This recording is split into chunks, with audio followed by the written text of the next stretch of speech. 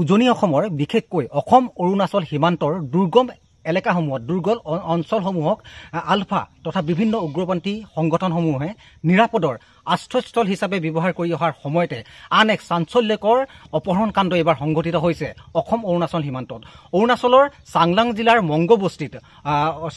মংগবস্তি নামে এক অঞ্চলত এক চাঞ্চল্যকৰ অপহৰণ কাণ্ড আজি সংঘটিত হৈছে।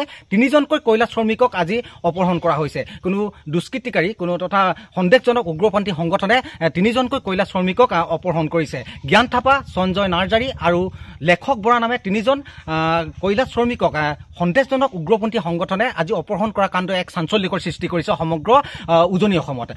এতিয়া বৰ্তমান মই উপস্থিত আছো অপহৰণ কৰা জ্ঞান থাপাৰ বাসগৃহত বা জ্ঞান থাপাৰ পিতৃ মোৰ সৈতে উপস্থিত আছে। মই সৰ্বপ্ৰথমে পিতৃৰ পৰা এই সন্দৰ্ভত অপহৰণ কাণ্ডৰ সন্দৰ্ভত মই কিছু কথা মই জানিব বিচাৰিম। হয়, আপুনি জ্ঞান থাপাৰ পিতৃ, আপোনাৰ পুত্ৰ আজি অপহৰণ হৈছে, আপুনি কি ক'ব বিচাৰিব? মই কেলে মানে মোৰ ল'ৰাটো বিচাৰা কি কৰোঁ কাৰণে মাক নাই, বিচাৰা 5 বছৰ হৈ গ'ল, ঘৰত নাই মাটো। 2 পইচা কমাম বুলি কাৰোবাৰ মহৰি চহৰি কৰিবলৈ গৈ আছোঁ দেউতা, এতিয়া ঘৰত বহি কাম নাই, বাঢ়ি গাড়ীটো আপুনি চাই লওক বুলি গৈছিলে।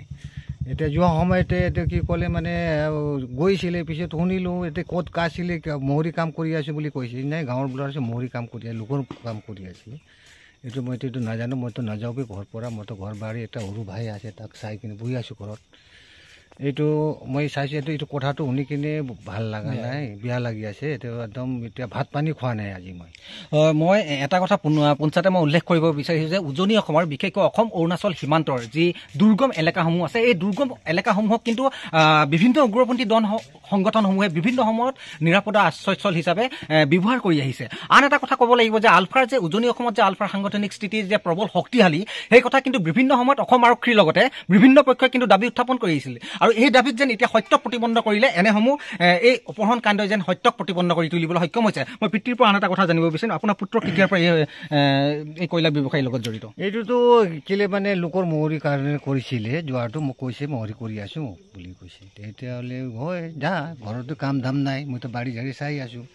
একটা সৰু ভাই আছে, মই তাত পঢ়াই চৰাই এইটো ঘৰত মই চাই আছোঁ। তো মহৰি কৰি আছিলে, এতিয়া মইতো যোৱা নাই তাত। এতিয়া আপুনি কি ক'ব বিচাৰে? চৰকাৰ মইতো যি হওক দুখীয়া ল'ৰা হয়, বিচাৰা 2 পইচা কামৰণে কাৰ মহৰি চহৰি কৰিবৰ কাৰণে গৈছিলে। ভগৰ আশীৰ্বাৰ পৰা গৰীব দুখী ল'ৰা হয়, ভাল কৰি এৰি দিয়ক, মৰম পৰা। বিচাৰা বহুত দুখীয়া, মাক নাই, বিচাৰা 5 বছৰ হৈ গ'ল, 5-6 বছৰ হৈ গ'ল এতিয়া মাক মৰাটো।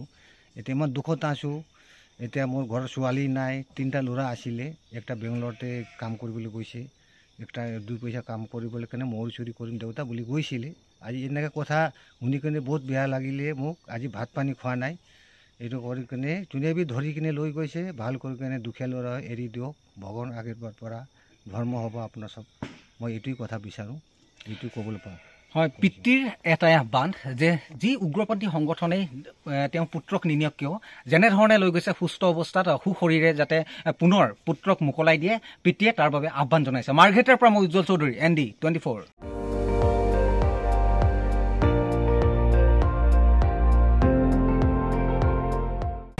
আপুনি চাই আছে ND24, সৰ্বশ্ৰেষ্ঠ নহয় সৰ্বোত্তমৰ দৌৰত।